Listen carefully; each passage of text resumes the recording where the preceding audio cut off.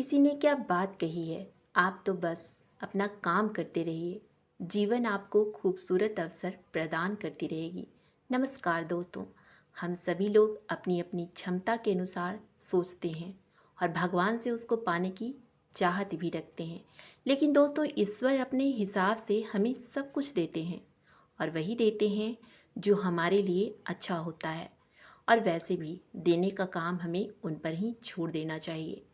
हमें तो बस अपना सही कर्म करते रहना चाहिए और जो भी जीवन से मिले उसका ईश्वर के प्रति शुक्रगुजार रहना चाहिए, क्योंकि हम तो अपनी क्षमता के अनुसार उनसे छोटी छोटी चीज़ें मांगते हैं और कई बार ईश्वर हमें उनके देने की क्षमता के आधार पर कुछ अच्छा और बड़ा भी दे जाते हैं। इसलिए हमें अपने कर्म करते हुए उसके फल की चिंता कभी नहीं करनी चाहिए। दोस्तों, इस बात को आप आसानी से आगे की कहानी के माध्यम से समझ सकते हैं। एक राजा जो अपनी प्रजा का बहुत ही ख्याल रखने वाला था, यहाँ तक कि वह अपनी प्रजा के बीच जाकर उनकी समस्याओं के बारे में, उनके हाल चाल के बारे में पूछता और सुनता भी था। और राजा की यही कोशिश रहती थी कि वह उनकी प्रजा की समस्या को पूरी तरह से समाप्त कर सके। उस राजा के इसी अपने काम के प्रति निष्ठा को लेकर उसकी चर्चा और दूर दूर तक दूसरे राज्यों में भी फैली हुई थी। फिर एक दिन राजा अपने राज्य में अपनी प्रजा का हाल चाल जानने के लिए भ्रमण के लिए निकला हुआ था। तब अचानक राजा के कुर्ते का बटन किसी कारण से टूटकर नीचे गिर जाता है। यह देखकर राजा ने अपने मंत्री को तुरंत बुलाया और उसे आदेश दिया कि वो गांव से जाकर अच्छे दर्जी को बुलाकर ले आए जो उनके कुर्ते के बटन को ठीक कर दे। मंत्री राजा का आदेश पाकर गांव में दर्जी की खोज शुरू कर दी और जल्दी ही मंत्री को एक दर्जी भी मिल गया और गांव में ही उस दर्जी की एक छोटी सी दुकान थी। जल्दी ही मंत्री ने उस दर्जी को राजा के पास लेकर आ गया।